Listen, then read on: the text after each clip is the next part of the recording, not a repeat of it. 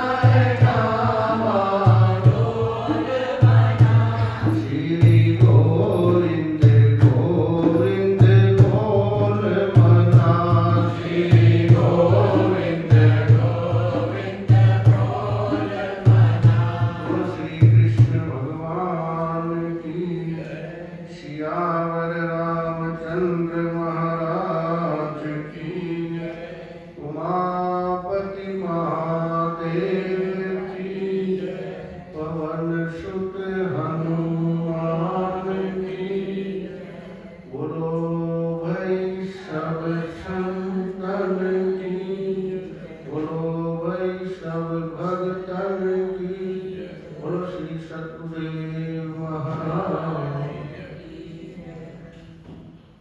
ओम श्री परमात्मने नमः। श्री राम गीता। भगवान वाच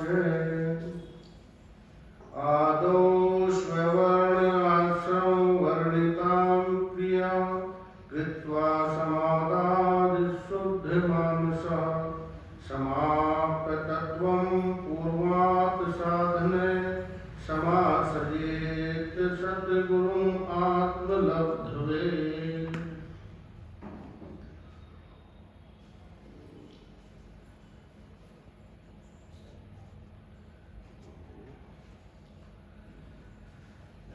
पुण्य श्लोक परमाराध्य प्रातः स्मरणीय अर्चनीय वंदनीय ब्रह्मश्रोत्रिय ब्रह्मनिष्ठ पूज्यपाद सतगुरुदेव भगवान के युगल चरणों में कोटि साधनवत प्रणाम। कथा की दिव्यता और गरिमा को बढ़ाने वाले समुपस्थित गुरु भक्तों, परम सम्मानीय कौशल्या, सुमित्रा, अनुसुईया, सावित्री, स्वरूपा, श्रद्धामयी माताओं, बहनों तथा महाराज, भगवान की असीम महती महान विशेष विशिष्ट कृपा के फलस्वरूप हम सभी इस पावन पवित्र शुभ स्थल में बैठ करके जो वेदांत का अत्यंत गूढ़ और दिव्य और गरिमा रखने वाला गीत है, वो राम गीता के नाम से प्रसिद्ध है, उस पर हम चिंतन कर रहे हैं। कल और परसों तरसों आपने बड़ी श्रद्धा, भक्ति, निष्ठा और प्रेम के साथ श्रवण किया। लक्ष्मण जी ने पूछा है, मुझको शोक हो गया है, जब से सीता जी को मैं वन में छोड़ कर के आया, मेरे शोक की निवृत्ति का कोई उपाय बतलाइए जिससे मेरा शोक दूर हो जाए। मैंने सुना है शोकम तरती आत्मविद। उपनिषद भी कहते हैं कि आत्मज्ञानी शोक से परे हो जाता है, मुझको बड़ा शोक हो रहा है। ये शोक मेरा कैसे दूर हो, मोह कैसे दूर हो, शोक मोह भ्रम जाए। भगवान लक्ष्मण जी को निमित्त बना करके हमको उपदेश करते हैं और बता, लक्ष्मण का अर्थ है जिसका मन अपने लक्ष्य में लगा हुआ है। लक्ष्मण जो साधक है, तो भगवान कहते हैं सबसे पहले अगर ज्ञान की प्राप्ति करनी है और इसी जन्म में करनी है और इन्हीं क्षणों में करनी है, तो उसका उपाय बतलाते हैं। सर्वप्रथम अपने अंतःकरण को शास्त्र विहित निष्काम शुभ कर्म करके शुद्ध कर लेना चाहिए। कल जैसे बतलाया था, पहले रनवे बनाते हैं तब फ्लाइट होती है, बिना रनवे के फ्लाइट नहीं उड़ सकती। तो पहले भूमिका बनती है। जब तक अंतःकरण शुद्ध नहीं हुआ, आत्मा तो शुद्ध है ही, आत्मा तो ज्ञान स्वरूप है ही, आत्मा तो आनंद स्वरूप है ही। ये फिर गड़बड़ कहाँ हो गई, बोले अंतःकरण में, अंतःकरण दूषित हो गया है और इसको शुद्ध कर लीजिए, मन दूषित हो गया है। इसकी शुद्धि का उपाय क्या है? कबीरा ये मन मलिन है, धोए न छूटे रंग, या छूटे हरि सुमरिन से या संतों के संग। दो ही उपाय है, तो बैठ करके सुमरिन कीजिए और या संतों का संग कीजिए। बोले इससे धुल जाएगा, साफ हो जाएगा मन। बोले धुल नहीं जाएगा, दाग तो ढूंढते रह जाओगे। जैसे टीवी में बोलते थे, दाग तो ढूंढते रह जाओगे। बस दो उपाय कर लीजिए। और फिर कहते हैं कि शास्त्र विहित शुभ कर्म करने से मन दूर हो जाता है, उपासना करने से विक्षेप दूर होता है। कब समझे हमारा मैल दूर हो गया? जब हमारे अंदर से कर्ता भोक्ता भाव निकल जाए। और ज्ञान होने के बाद भी कर्म करते रहना चाहिए। उसे कहते हैं ज्ञान होगा, कर्म की क्या आवश्यकता है, कुछ ना कुछ तो करेंगे। अच्छी जगह पर नहीं लगाएंगे तो बुरी जगह लग जाएगा। आप जमीन को खाली छोड़ दीजिए, कोई फसल मत बोइए, झाड़ झंकार अपने आप खड़े हो जाएंगे, बोने नहीं पड़ते। बुराइयां तो अंदर अपने आप ही आती है, अच्छाई लानी पड़ती है। प्रकृति का नियम है नीचे की तरफ जाना। जल आप डालो नीचे की तरफ जाएगा। ऊपर चढ़ाने के लिए यंत्र की आवश्यकता पड़ती है और नीचे लाने के लिए किसी यंत्र की आवश्यकता नहीं। प्रकृति का नियम है नीचे की तरफ चलते हैं, बस एक ही चीज प्रकृति में जो ऊपर की तरफ जाती है वो है अग्नि। इसलिए हमारे यहाँ अग्नि की पूजा होती है, अग्नि मिले पुरोहितम। वेद में भी प्रथम मंत्र आता है, अग्नि की पूजा हमारे सनातन धर्म में सबसे पहले करते हैं।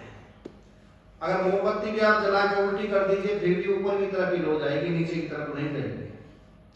तो यहाँ पर कहते हैं कुछ ना कुछ कर्म तो करना पड़ेगा। अच्छा ज्ञान हो गया फिर श्वास नहीं लेंगे क्या, खाएंगे नहीं क्या, सोएंगे नहीं क्या, लड़ेंगे नहीं क्या? बोले ज्ञान होने के बाद भी लड़ेंगे। अर्जुन ज्ञान होने के बाद लड़ा है कि ज्ञान होने से पहले?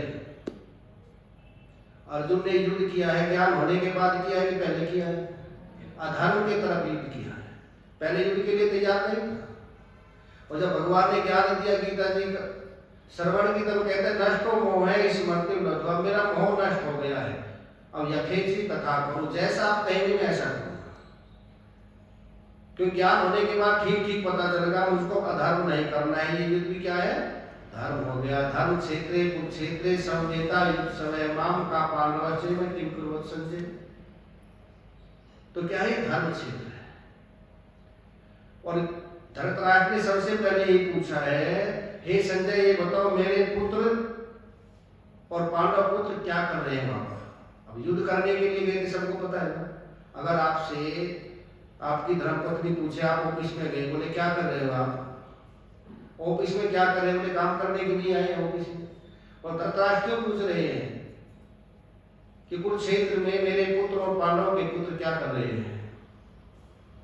कारण ये है, वो इसलिए पूछ रहे हैं कि वो तीर्थ स्थान है और तीर्थ पे जाकर के शायद मन बदल गया। देखो मन भी हमारा बदलता है। और कथा में क्या बदलेगा? यहाँ बैठे हुए हैं आप 1 घंटे पहले जाए और 1 घंटे में देखना क्या बदल जाएगा? तन नहीं बदलता। कोई समझेगी महाराज जी मेरे को चश्मा चढ़ गया, मैं कथा सुनता हूँ तो मेरा चश्मा उतर जाए, या मेरे बाल सफेद हो गए काले हो जाए, या आँख मेरी छोटी है मोटी हो जाए, ऐसा कुछ नहीं होगा। तन नहीं बदलता, मन बदल जाता है। सोचा कि शायद इनका मन बदल गया, और बदलता नहीं है। अर्जुन का मन बदल गया पर दुर्योधन का नहीं बदला। दुर्योधन का ऐसे का ऐसा ही मन रहा है। और अर्जुन का तीर्थ पे पहुंचते ही मन बदल गया, युद्ध करने के लिए आया था। अब कहता है मैं युद्ध नहीं करूंगा। कथम भीष्मानुशंखे द्रोणम से मधुसूदन। जैसे आप ऋषिकेश जाओ, गंगा जी के किनारे पहुंच जाओ, मन बदल जाएगा। वृंदावन जाओ, बाकी बिहारी जी के दर्शन करते कितना भी पहले क्रोध आ रहा है मन बदल जाएगा। तो तीर्थ पे जाकर के मन बदलता है। शायद इनका मन बदल गया, अर्जुन का बदल गया, दुर्योधन का नहीं बदला। जिसका शुद्ध अंतःकरण है उसका बदल जाता है, और जिसका नहीं है आप घर में चने भिगो दीजिए, मूंग की दाल भिगो दीजिए अंकुरित करने के लिए। देखना 99% दाने सब मुलायम हो जाएंगे, पर 1-2 ऐसा मिलेगा आप महीनों तक रखिए फिर भी कठोर का कठोर ही रहेगा, वो मुलायम होने वाला नहीं है। तो दुर्योधन ऐसा है जो कठोर ही रहने वाला है, और वो से बदल जाते हैं। एक होता है बीड़ लोहा, घास काटते हैं ना, चारा काटते हैं पशुओं के लिए, तो पहले उस पर रेती लगाते हैं, आपने देखा होगा, धार बना देते हैं उसकी, साफ कर तलवार पहले रेती से हथियार जो करते हैं उनको चमका देते हैं, उसको रगड़ा मारते हैं रेती से, उसको बोलते हैं बीड़ लोहा। और जो प्योर लोहा होता है उसको आप गर्म कर दीजिए और जिधर मोड़ना चाहेंगे उधर ही मुड़ जाएगा, पर बीड़ लोहा नहीं मुड़ने वाला। आप चोट मारो टूट जाएगा, मुड़ेगा नहीं। तो बहुत से तो होते हैं अंतःकरण शुद्ध होता है, वे होते हैं प्योर लोहा, किधर ही मोड़ दीजिए। और बीड़ लोहा दुर्योधन जैसे टूट जाएंगे, मुड़ने वाले नहीं है, क्योंकि उनका अंतःकरण साफ नहीं है, शुद्ध नहीं है, स्वच्छ नहीं है। तो कर्म के द्वारा पहले अपने अंतःकरण को शुद्ध कर लीजिए। मल दूर हो गया, कर्ता भोक्ता भाव दूर हो गया। अब बैठ करके विक्षेप दूर करना है, तो विक्षेप दूर होता है ये उपासना से। और उपासना में सबसे पहले सगुण उपासना कीजिए। और सबसे श्रेष्ठ क्या गीता जी में भगवान पूछते हैं, अर्जुन पूछते हैं भगवान से 12वें अध्याय में, एवं सतत युक्ता ये भक्तास्ताम पर्युपासते। एक तो सगुण साकार के भक्त होते हैं, एक निर्गुण निराकार के भक्त होते हैं। 2 आपके भक्त हैं, उनमें श्रेष्ठ कौन है? भगवान से यही प्रश्न पूछते हैं, उन दोनों में श्रेष्ठ कौन है, पवित्र कौन है, ऊंचा कौन है? भगवान कहते हैं तुमने तो ऐसा प्रश्न कर दिया, मुझको झंझट में डाल दिया। जैसे कोई पूछे कि आपकी दो आंखें हैं, उनमें से प्यारी कौन सी है? दाई प्यारी है कि बाई प्यारी है? किसको बताइए? आपको दाया हाथ प्यारा है कि बाया हाथ प्यारा है? दाया पैर प्यारा है कि बाया पैर प्यारा है? किसको बताएं? बोले दोनों ही मेरी आंखें हैं और दोनों ही मुझको प्यारी है। किसी को कम नहीं कह सकते, किसी को ज्यादा नहीं कह सकते। एक माँ के दो बेटे हैं, एक बेटा है 16, 17, 18 साल का और एक है अभी 6 महीने का। पहले इतना अंतर हो जाता था। और उसे पूछो तुमको कौन सा बच्चा प्यारा है, माँ किसको बताएगी? बोले दोनों ही मुझको प्यारे हैं, दोनों ही मेरे जिगर के टुकड़े हैं, दोनों ही मेरे हृदय की कोर है। पर एक बच्चे को 6 महीने अलग तुमसे रखना पड़ेगा। किसको रखेगी? छोटे होगी बड़े को? बोले बड़े को ले जाइए, क्योंकि बड़ा अपना कार्य अपने आप कर सकता है। पढ़ने के लिए कोई बेंगलोर आ जाए गाँव से, या आपको दिल्ली जाना है तो भेज सकते हैं, और छोटा 6 महीने का, मैं उसके बिना नहीं रह सकती, वो मेरे बिना नहीं रह सकता। भूख लगे तब माँ, प्यास लगे तब माँ, सर्दी लगे तब माँ, गर्मी लगे तब माँ। उसको तो बस माई माँ दिखाई देती है। तो मेरा सगुण साकार का भक्त है वो छोटे बच्चे जैसा है, और निर्गुण निराकार का भक्त है वो बड़े बेटे जैसा है। ज्ञानी तो मेरा स्वरूप ही है, ये छोटा बड़ा नहीं कि भगवान में है, दोनों ही बेटे, दोनों से प्यार है। पर ज्ञानी मेरे बिना रह सकता है और भक्त मेरे बिना नहीं रह सकता, और मैं भक्त के बिना नहीं रह सकता। तो जो भक्त होते हैं उनके लिए कहा है यहाँ पर, उसके लिए कोई भी अधिकारी की आवश्यकता नहीं है। पर वेदांत में निर्गुण निराकार के लिए अधिकारी चाहिए, अपने स्वरूप का चिंतन करने के लिए अधिकारी चाहिए। तभी वेदांत में सबसे पहला सूत्र है अथातो ब्रह्म जिज्ञासा। अब हम ब्रह्म की जिज्ञासा करते हैं।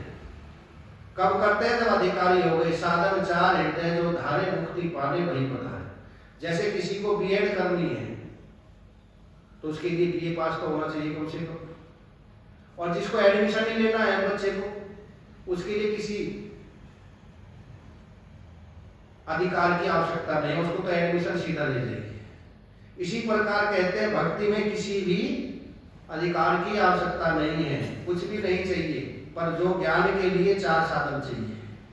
तो यहाँ पर कहते हैं कि ज्ञानी बनने के लिए अपने आप करना पड़ेगा। जिम्मेवारी किसकी है? सब ज्ञानी की। और भक्त की कोई जिम्मेवारी नहीं है, बस वो तो बैठ करके पुकारे। भक्त के लिए कोई भी यहाँ पर नहीं रखा है। भक्ति दुष्यति केवलम, भक्ति के लिए कोई भी योग्यता की आवश्यकता नहीं है, अधिकारी की आवश्यकता नहीं है। बस बैठ करके भगवान का ध्यान कीजिए, और ध्यान करेंगे उससे ही मिल जाएंगे। तो यहाँ भक्ति सूत्र में बहुत अच्छा तरह से बतलाया और कहा है व्यादस्य आचरणम। व्याद का क्या आचरण था? जब भगवान श्री कृष्ण को बाण मारा, आचरण काम का मांस खाता था और जीव हिंसा करता था, भगवान ने उसको भी पार कर दिया। व्यादस्य आचरणम ध्रुवस्य च वयो। और भगवान सगुण साकार की जो भक्ति करते हैं भगवान की, वे नहीं देखते कि इसकी आयु बड़ी है कि छोटी है। ध्रुव की आयु कितनी थी? और 5 वर्ष। उस पर भगवान ने कृपा की। और विद्या गजेंद्र का, गजेंद्र कितना पढ़ा लिखा था? गजेंद्र ने कौन सी डिग्री हासिल की थी? और भगवान को जो वर्षों रह गई पुकारा, तुरंत आ गए। और का जाति विदुरस्य याद, विदुर रानी की कितनी बड़ी जाति थी? न ब्राह्मण थी, न क्षत्रिय थी, न वैश्य थी, कोई बड़ी जाति नहीं थी। और भगवान चल करके उनके घर पहुंच गए, भगवान को निमंत्रण नहीं दिया। देखो, अगर भगवान के पास हमको जाना है, सारा इवेंट हमको ही करना पड़ेगा, और भगवान आए तो उनको करना पड़ेगा। अगर कोई मेरे पास आए, यहाँ पर सत्संग भवन में आए, तो सब काम उसको करना पड़ेगा। गाड़ी से आए या जैसे भी आए, चल करके स्कूटर से आए, अपने आप आएगा। और कहीं जाम होगा उसको ही भुगतना पड़ेगा, सब कुछ करना पड़ेगा। और अगर मेरे को यहाँ से कहीं जाना है तो अपने आप करना पड़ेगा। आपको कहीं जाना है यहाँ से तो अपने आप करना पड़ेगा। किसी को घर बुलाना है तो उसको अपने आप करना पड़ेगा। आपको तो फोन करना नहीं, आपको आना पड़ेगा। तो भगवान को वहां बैठी बैठी पुकारती है। जो विदुर जी ने बतलाया, श्रवण किया, भगवान ऐसे हैं, ऐसे पीताम्बरधारी है, मौन मुकुट धारण किए हुए, घुंघराले केश है, सब सुनती थी और उसका स्मरण करती रहती थी। और स्मरण इतना पक्का किया, भगवान आए एकदम से पहचान लिया, और पहचान करके अपने तन की सुध को भी भूल गई। कथा नहीं सुना रहा, कथा तो आप जानते ही हो सब। विदुरानी ने खिलाया क्या? और जो भक्ति में होश रह जाए तो भक्ति नहीं है। भक्त बावला ज्ञानी निखटू, कर्मकांडी ऐसे फिरे जैसे भाड़े का ट्रक। भक्त तो बावला हो जाता है, शुद्ध भूल की सब, कोई नियम नहीं है। वस्त्र भी गीले, स्नान कर रही थी तभी आ गई, और छिलके छिलके भगवान को दे रही है, कूदा फेंक रही है, भगवान आराम से खा रहे हैं। विदुर जी आए, आकर कहे बावली क्या कर रही है? भगवान को छिलके खिला रही है। एक तरफ हटो, अपने आप केले खिलाने शुरू कर दिए। एक आध खाया, बोले मैं छक गया, और बैठी बैठी वहां पर भगवान को निहार रही है। और या गदा द्रव्यते यस्य चित्तम रुदत्य भीषणम हस्ति कविच्छ, कभी रोती है, कभी रोम खड़े हो जाते हैं, कभी गदगद हो रही है। सुध बुध सब भूल गई, कोई भी होश नहीं है। और भगवान तो ऐसे पर ही दिखते हैं। जब दिल और दिमाग दोनों कहीं खुमार, सोचना बुद्धि से, दिमाग से, पर मानना दिल की, तो दिल से भगवान को ढूंढ रही है, और बार बार हाथ जोड़ के बार बार स्मरण कर रही है, निहार रही है। रोम खड़े हो गए, मम गुण गावत पुलक शरीरा, गद गद गिरा नैन बहलीना। भगवान को निहारते, जैसा बतलाया था उससे भी 100 गुना अच्छे।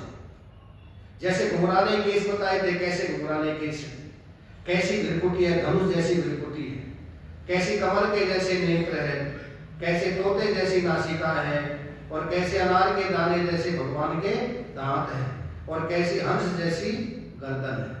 बार बार निहारे, रोंगटे खड़े हैं, और गर्द आंसू गिर रहे हैं, और हाथ जोड़ के ही प्रार्थना करती है, ये कैसी सुंदर शान मेरे भगवान तुम्हारी है, ये कैसी सुंदर शान मेरे भगवान तुम्हारी है, मेरे भगवान तुम्हारी है, मेरे भगवान तुम्हारी है, मेरे भगवान तुम्हारी है, मेरे भगवान तुम्हारी है, ये कैसी सुंदर शान मेरे भगवान तुम्हारी।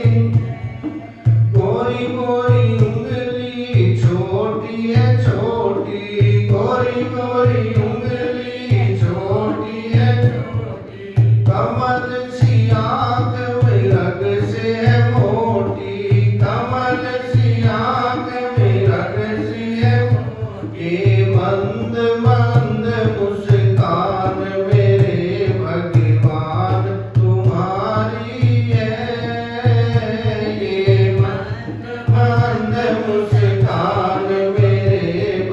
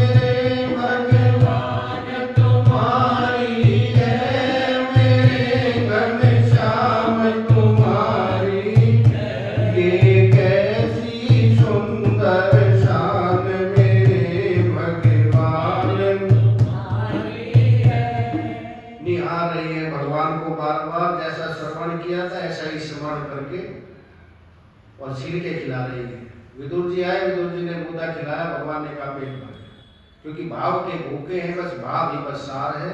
भाव सहित मुझको भजे तो भव से बेड़ा पार।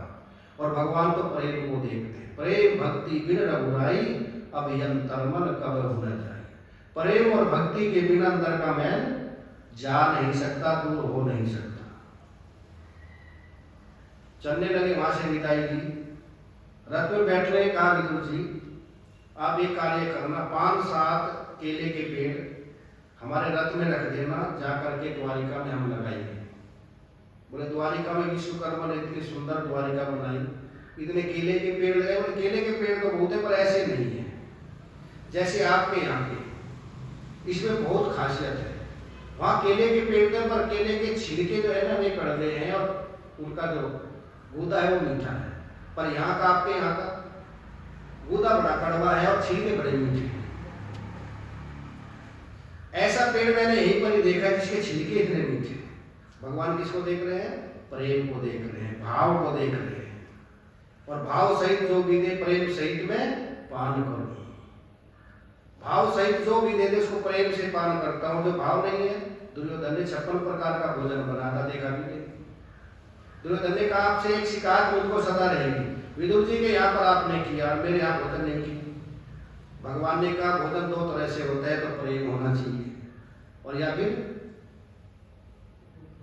भूखा होना चाहिए। भूखा मैं नहीं और प्रेम आपका नहीं। दुर्योधन ने कहा आपको कैसे पता मेरा प्रेम नहीं है? 56 प्रकार का मैंने भोजन बनाया। बोले अगर प्रेम आपका होता तो आप मुझको मांग लेते, सेना नहीं मांगते। प्रेम अर्जुन का था, अर्जुन ने मुझको मांग लिया, तब पता चलता है इसका प्रेम वस्तु से है कि मुझसे है। तो यहाँ पर ही पता चलता है कि वस्तु से प्रेम है तो वस्तु चाहिए, और भगवान से प्रेम है तो भगवान चाहिए।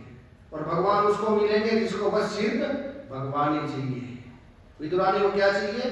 तो यहाँ पर कहते हैं का जाति उर्वश्य याद नहीं होते। विदुरानी की क्या जाति थी? कोई ऊंची जाति नहीं थी। गजेंद्र कितने पढ़े लिखे थे, कौन से उनके पास डिग्रियां थी? और जब ब्राह्मण आके कर्म कांड करते ऐसे मुद्रा बनाओ, ऐसे बनाओ, ऐसे बनाओ, एक को नहीं मिले भगवान। और विदुरानी कौन सा मुद्रा बनानी जानती थी? कौन सा आसन पर बैठ के कौन सा प्राणायाम करना चाहिए, कौन सा मंत्र बोलना चाहिए। परवर प्रेम के पाले पढ़कर प्रभु को नियम बदलते देखा। भगवान तो नियम को नहीं देखते, प्रेम को देखते हैं। और फिर कहते कुब्जाए कमन्य रूपम मधुराम किम सुदामम नोधनम। कुब्जा के पास में कौन सा माधुर्य था और सुदामा जी के पास में कितना धन था। क्यों चाहूं मैं दोनों जहान का राज्य, मेरा कन्हैया तो एक मुट्ठी चावल पर ही जाता है। क्यों मैं इतने बड़े बड़े पूजा पाठ अर्चन वंदन करूं, मेरा कन्हैया तो अगर प्रेम है भावना है तो एक मुट्ठी चावल पर ही जाता है। तो यहाँ पर कहते हैं ऐसी भक्ति जिसके अंदर है, सगुण साकार की भक्ति करता है और फिर धीरे धीरे निर्गुण निराकार में आ जाता है और समझ लेता है कि जो भी है ये कर्मों से चलता है। अच्छा, सम्मान के लिए पूरा पुरुषार्थ करते हैं, कर्म करते हैं, अपमान के लिए कौन करता है? अपमान भी आएगा। लाभ के लिए कितना कार्य करते हैं, पर बीच में हानि भी आती है कि नहीं आती? ये कर्मों का खेल पूरा व्यष्टि में भी आता है, समष्टि में भी आता है। समष्टि में कोरोना आ गया, सफल हो गया कि नहीं हो गया? पुरुषार्थ काम आया है क्या कोई इसमें? तो पुरुषार्थ हर जगह काम नहीं आता। जहाँ परबल प्राप्त होती है पुरुषार्थ वहां पर कुछ नहीं कर सकता, और जहाँ सामान्य प्राप्त होते हैं वहां पुरुषार्थ कार्य कर देता है। जैसे कोई जन्मांध है, सारी दुनिया के डॉक्टर बना लीजिए, ठीक हो सकता है क्या? उसकी प्रारब्ध है। काया से जो पातक होए बिन भोगे छूटे नहीं छूटे।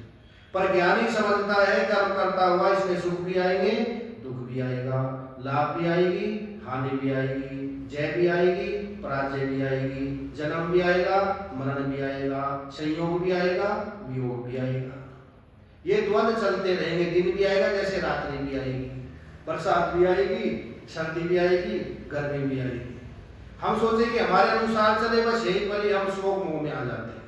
और जैसे बह रहे हैं प्रकृति उसके अनुसार चलेंगे तो न शोक रहेगा, न मोह रहेगा, न भ्रम रहेगा। क्रिकेट खेलते हैं ना बच्चे, तो क्रिकेट में एक तो स्टेडियम होता है, एक फील्डर होते हैं, बैट्समैन, बॉलर और आमका, इतने होते हैं। अब बैट्समैन बैटिंग करने के लिए आता है, आप ये बताओ, बॉलर से कहता है कि जैसी मैं कहूँ ऐसी बॉल फेंको, हर तरह की बॉल फेंकेगा, स्पिन भी आएगी, फास्ट भी आएगी, बाउंसर भी आएगा, गुड लेंथ भी आएगी, यॉर्कर भी, सब तरह की बॉल फेंकेगा, सबका आप उसको मुकाबला करना है। और जो कहेगी नहीं मैं यॉर्कर का नहीं कर सकता, वो खिलाड़ी अच्छा नहीं है। तो हम इस दुनिया में खेलने के लिए आए हैं यहाँ पर, तो हर तरह की बॉल आएगी, सुख की भी आएगी, दुख की भी आएगी, अपनों की भी आएगी, पराई की भी आएगी। खिलाड़ी वो अच्छा है जो मस्ती से सबका मुकाबला करता रहे और शतक लगा करके जाए, पार होकर के जाए, और सोचे नहीं नहीं ये बॉल मुझसे नहीं खेल सकता, घबरा जाए। तो हम छोटी छोटी चीजों में घबरा जाते हैं, वो खिलाड़ी अच्छा नहीं है। खिलौना समझ करके खेल तो मनवा कि एक दिन माटी में मिलेगा, ऐसा समझ करके जो निर्गुण सगुण साकार की भक्ति करता है, उसका विक्षेप दूर होता चले जाता है, और विक्षेप दूर होते होते फिर वो निर्गुण निराकार में आ जाता है। जैसे बच्चों को पढ़ाते हैं ना शुरू में, एक और एप्पल, तो एप्पल उतार देते हैं, आम उतार देते हैं, बिल्ली उतार देते हैं, फिर उनको हटा देते हैं। सगुण साकार में पहले आएगा, क्योंकि हमारा अभी साकार को ही देख रहे हैं, संसार देख रहे हैं, तो संसार में मोह माया है, तो उसे हटाने के लिए फिर ये सगुण साकार का तुम भजन कीजिए, उन गुरु का ध्यान कीजिए, उन ठाकुर जी का ध्यान कीजिए। और ठाकुर जी का ध्यान करते करते इधर से ध्यान हट जाएगा, और इधर से ध्यान हट जाएगा, उधर लग जाएगा, उधर लग गया, फिर निर्गुण निराकार में आ जाएगा। जैसे गोपियों को आपने पढ़ाया ना, गोपियों का ध्यान किसमें है, सब जगह से हट गया और भगवान में लग गया, और भगवान के साकार रूप में लग गया। और साकार रूप में लगने के बाद आपने फिर 11वें स्कंद में पढ़ो, जब कुरुक्षेत्र में भी भगवान ने बस 2 श्लोकों में ज्ञान दिया है, आवरण भंग हो गया, तुरंत मोक्ष की प्राप्ति हो, क्योंकि उनकी पूरी तैयारी थी। पहले उन्होंने 7 शुभ कर्म किए, फिर उपासना की, और फिर ज्ञान दिया, तो तुरंत ज्ञान उनके अंदर ठहर गया, तुरंत ज्ञान उनको अनुभव में आ गया। हमको अनुभव में क्यों नहीं आता, न शुभ काम कर्म किए हैं, न ठीक ठीक उपासना की है, और फिर ज्ञान भी ठीक ठीक नहीं हो सकता है। स्वामी रामतीर्थ कहते थे, जैसे कोई भी परमें में पढ़ी है ना आप लोगों ने, अगर 22वीं परमें जिसने नहीं पढ़ी, वो 24वीं परमें ठीक ठीक नहीं पढ़ सकता। तो स्टेप बाय स्टेप इसमें आएंगे। भगवान कहते हैं तब लक्ष्मण जी ये जीवन में उतर जाएगा, और फिर उसको क्या आएगा, निर्गुण निराकार में मन लग जाएगा। फिर वो सोचेगा परमात्मा वो कहाँ है, बोले सर्वव्यापक है। भागवत में भी यही आया है, नवयोगेश्वर में पूछा है, जो मूर्ति मात्र में ही भगवान को मानते हैं वे थर्ड क्लास के भक्त हैं, और जो मैं भगवान, मैं जीव हूं और भगवान मुझसे ऊपर है, वो दूसरे नंबर के, और जो सब में ही भगवान को देखते हैं, सर्वम खलविदम ब्रह्म, पहले नंबर के।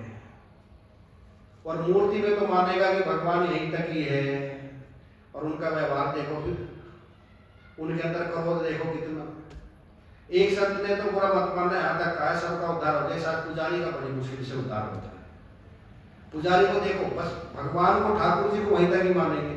आप वृंदावन चले जाइए, 100 का नोट देखते ही पेड़ आपको दे देगा वहां पर उठा करके, और आप 4 घंटे खड़े रहे, इतना भी प्रसाद देने वाले नहीं। भगवान की तरफ क्या उनकी पीठ है, और भक्तों की तरफ पूरा ध्यान किधर है, वे भक्ताएं हैं, ये भक्ताएं हैं, ये अमीर है कि ये गरीब, सारा ध्यान है उसके अंदर। हमने देखा, एक दिन खड़े होकर देखा है, हम आधा घंटा खड़े रहे, उसने एक भी पेड़ा क्या आधा भी नहीं दिया, और जहां उसको 500 को नोट दिया, तुरंत माला लेकर के, महाराज जी ये माला लो और ये लो। तो इसीलिए कहते हैं भगवान के सामने हेरा फेरी चल रही है वहीं पर, क्यों, वो भगवान को बस उस मूर्ति मात्र में मानते हैं, और जगह कहीं नहीं। उनका फिर व्यवहार देखो, उनका फिर आचरण देखो, तो उससे पता चलता है कि भगवान के भक्त के लिए शुद्ध अंतःकरण होना अत्यंत आवश्यक है। अंतःकरण जब शुद्ध होगा तो उसके अंदर भक्ति भी आएगी, भक्ति आएगी फिर ज्ञान से उसका आवरण भंग होगा।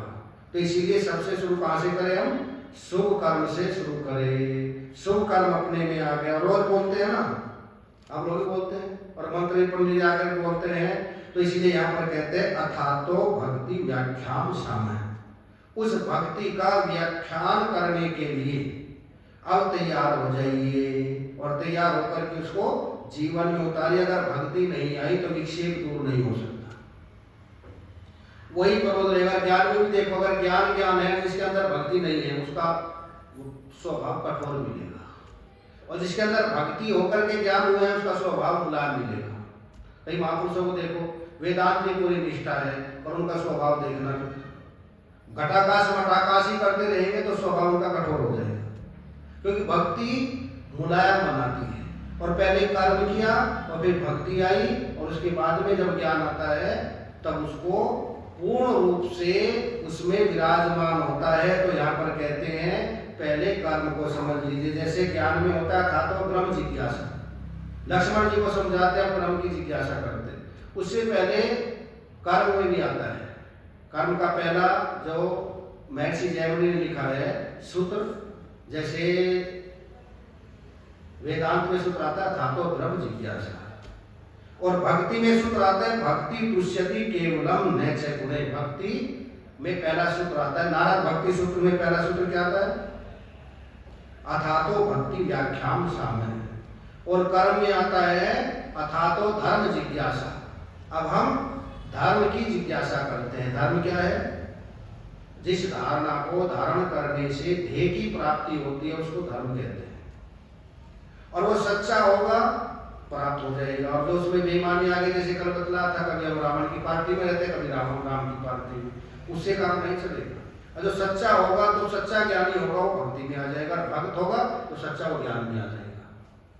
ये दोनों एक दूसरे के पूरक होते हैं। आपने सुना होगा नाम एक मधुसूदन सरस्वती जी, उन्होंने एक पुस्तक लिखी भक्ति रसायन, वो जरूर पढ़नी चाहिए। और अद्वैत सिद्धि वेदांत का बहुत उच्चकोटि ग्रंथ है, उस पर भी उन्होंने उनका लिखा हुआ है अद्वैत सिद्धि, खंडन खंडे खाद सब उन्होंने ग्रंथ पढ़े। बहुत बड़े विद्वान थे, काशी में रहते थे, पर 100% ईमानदार थे। उनके मन में आया मैंने लिख भी दिया है, पढ़ भी दिया है, दूसरे को समझा नहीं सकता हूँ। यो तो हमने भी बहुत दिल बहलाया, जब खुद नहीं समझे दूसरों को समझाया। दूसरों को समझाना आसान है, पर अपने को समझाना बड़ा मुश्किल है। मेरा को अनुभूति तो हुई नहीं, अनुभव तो कोई हुआ नहीं। सारी पुस्तक एक संदूक में बंद की, ताला लगाया और चाबी गंगा जी में फेंक दी, और बैठ करके अब ठाकुर जी का भजन करते तो उससे अच्छा तो ठाकुर जी मिल जाते। पुरस्कार दे दिया, किसी को नहीं बतलाया, और भजन करना शुरू कर दिया। ओम नमो भगवते वासुदेवाय का पुरस्कार मतलब होता है जितने उसमें अक्षर होते हैं इतने लाख जप करने से एक पुरस्कार हो जाता है। 8 पुरस्कार के पूरे वर्ष में ठाकुर जी ने स्वपर में भी दर्शन नहीं दिए, जागृत की तो बात नहीं। सोचा चलो मेरी कुछ कमी रह गई, अंदर अभिमान रह गया, दूसरे वर्ष फिर किया, दूसरे वर्ष फिर किया, तब भी नहीं किया।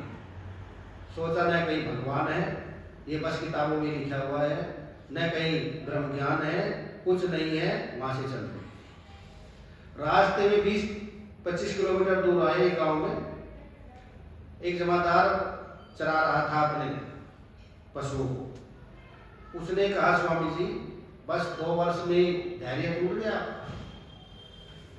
भजन छोड़ के चले आए, एक वर्ष में छोड़ दिया। उन्होंने कहा मैंने तो किसी को बताया भी नहीं, आपको कैसे पता चला कि मेरे पास एक भूत है? भूत ने बता दिया भाई स्वामी जी 2 वर्ष में छोड़ करके चले जाए। मधुसूदन सरस्वती जी ने कहा भाई साहब तुम उसको भूत के दर्शन करा दो, मैंने तो भूत भी कभी नहीं देखा। बोले मैं भूत से पूछता हूँ। भूत से पूछा, भूत ने कहा देखो इनको दर्शन तो हो सकते 3 दिन अगर इस मंत्र का जप करे मंदिर में बैठे। 3 दिन उन्होंने जप किया, भूत भी नहीं आया। उसके पास गए, उसको तो भूत के भी दर्शन नहीं है।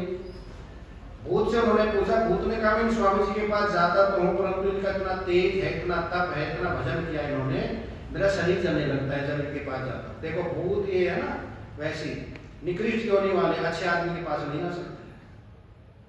इनको कहना कि बस थोड़े से इनके कलमश बाकी रह गए, पाप बाकी रह गए, अब की बार जाओ गंगा जी के किनारे, गंगा जी में स्नान करें, भजन करें, तो इनको 4 महीने में दर्शन हो जाएंगे।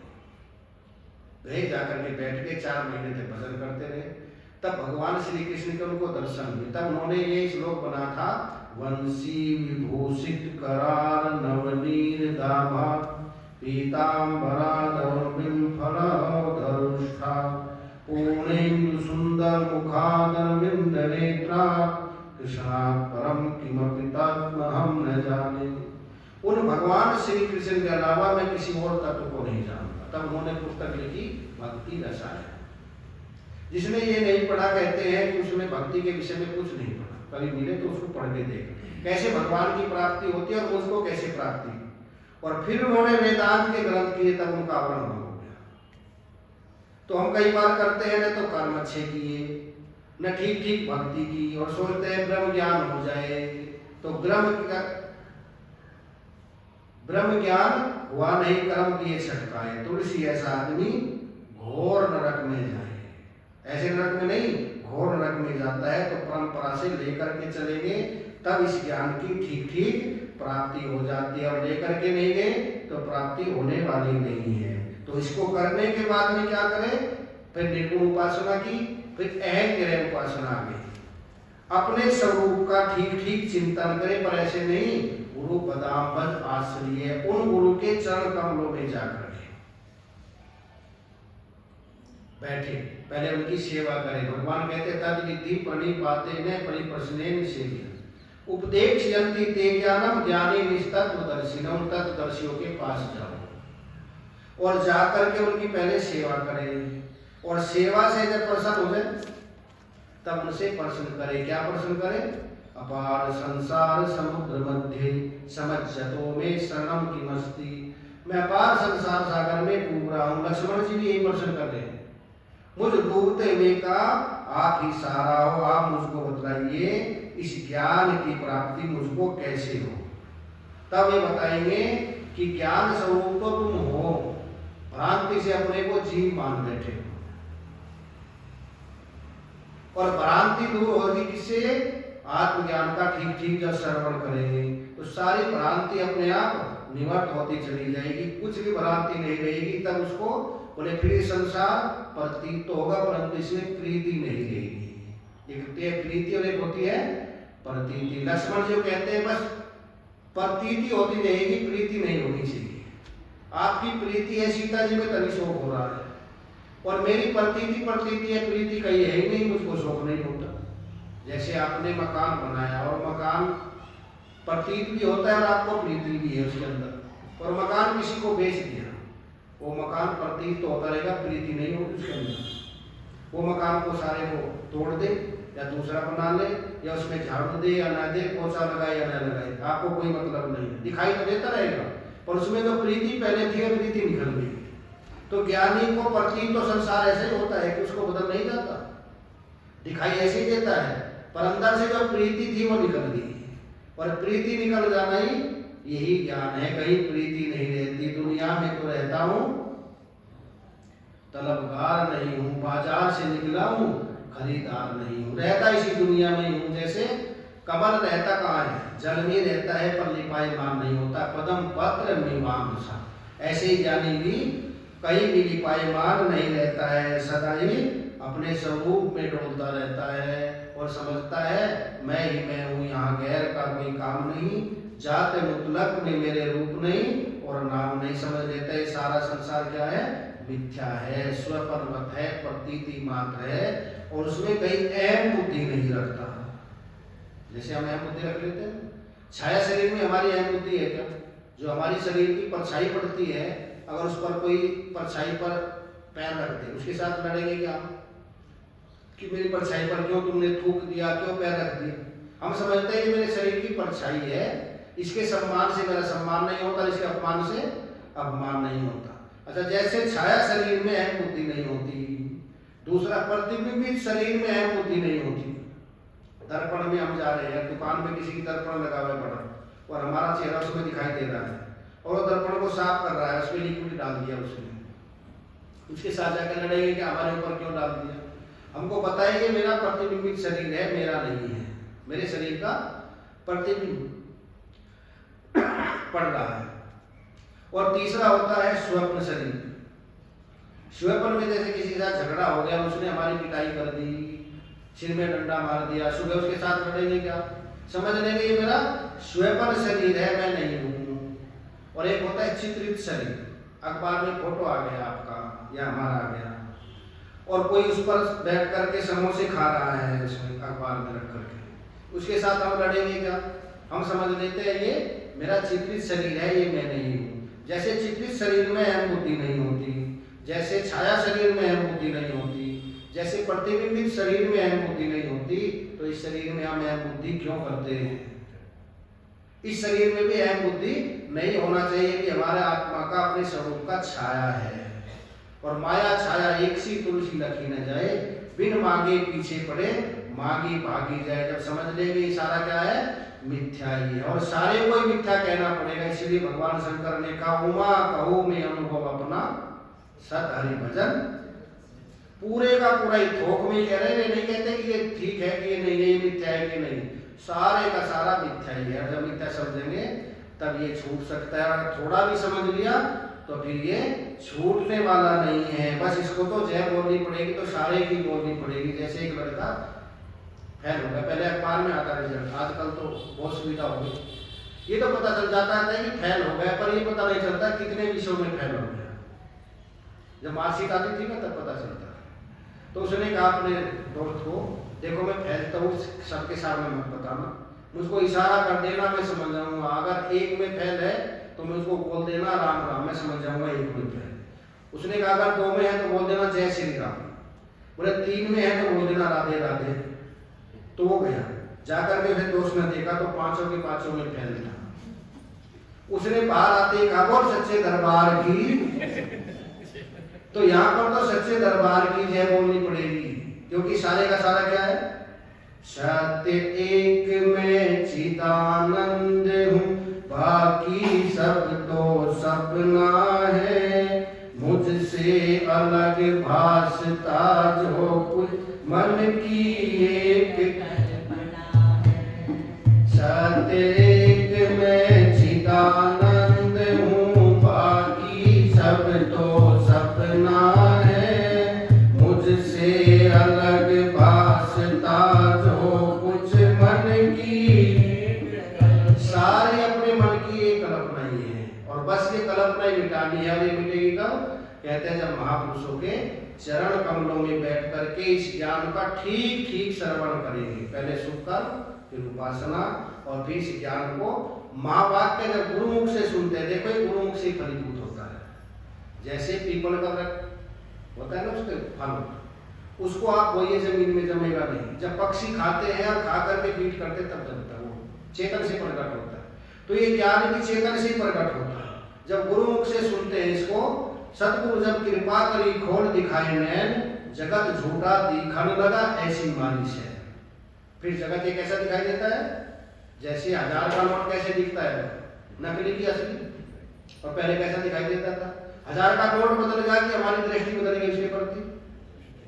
मोदी जी ने कहा भाइयों बहनों 1 महीने बाद कागज का टुकड़ा होगा, हमने तुरंत मान लिया, दृष्टि बदल गई। नोट इतना ही है, इतना ही बड़ा है, इतनी लंबाई है, इतना ही वजन है, ठीक इतना ही, पर दृष्टि बदल गई उसके प्रति। अगर वो रास्ते पड़ा हो ना, हम उठाएंगे नहीं, कहेंगे नकली है।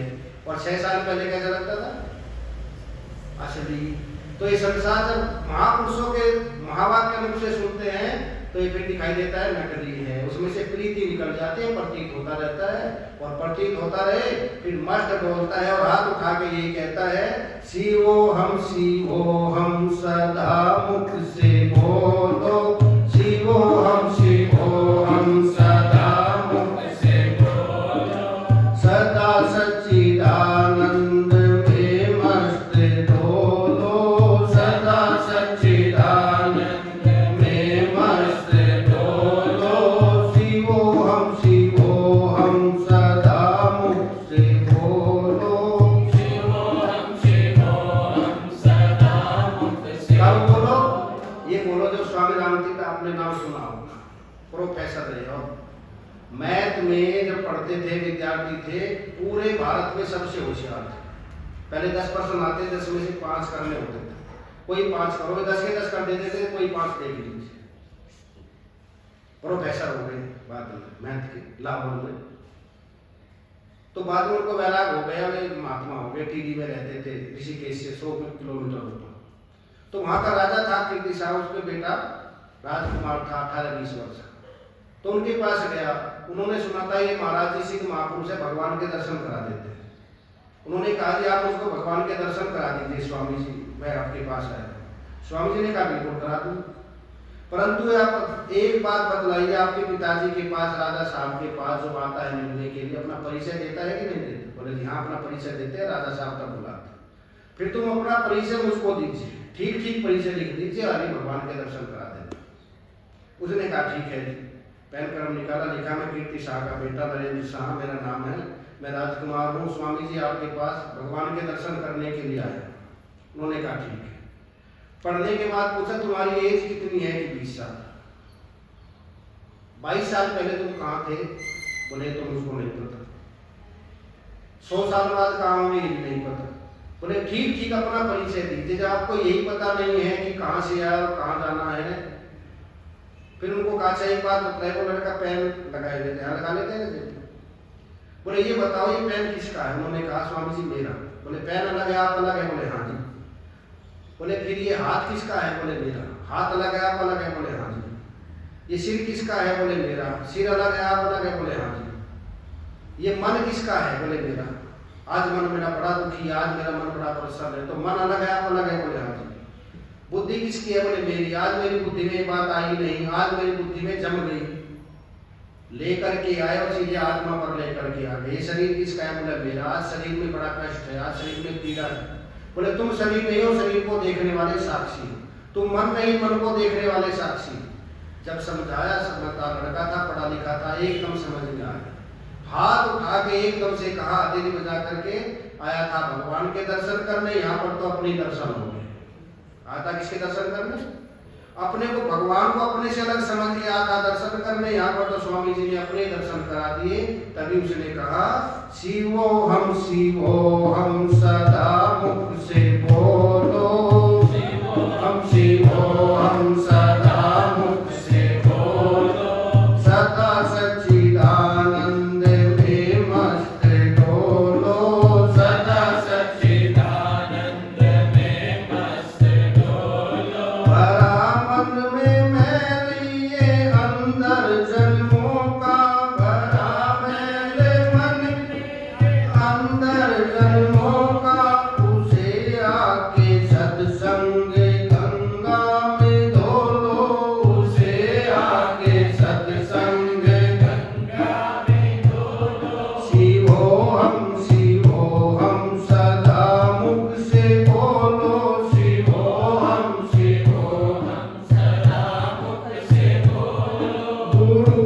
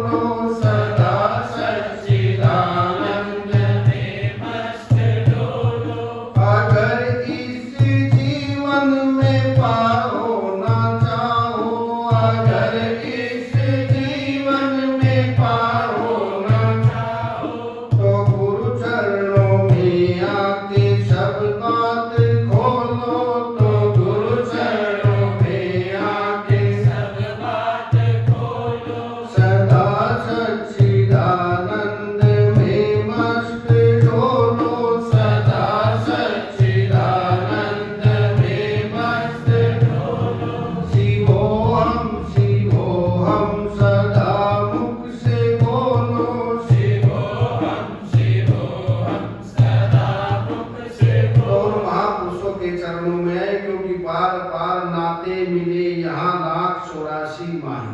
नाते तो बार बार मिल जाते, लेकिन सतगुरु ना मिले जो पकड़ छुड़ा ले पाए। ऐसे महापुरुष भगवान श्री राम कहते हैं मिल जाए जो बाह पकड़ करके छुड़ा ले। कहाँ से? इस संसार में जो हमारी प्रीति है उसको निकाल दे। बस प्रतीति प्रतीति रहेगी, प्रीति निकल गई, यही ज्ञान है। अब लक्ष्मण जी प्रश्न करते हैं, सगुण की आकृति और आत्मा की धातु, इन दोनों को विचार करके कैसे त्याग करे, किसको ग्रहण करे, इसका उत्तर कल भगवान देंगे। कल इसको विस्तार से चिंतन किया जाएगा। बोलो सद्गुरुदेव महाराज की जय। सर्वे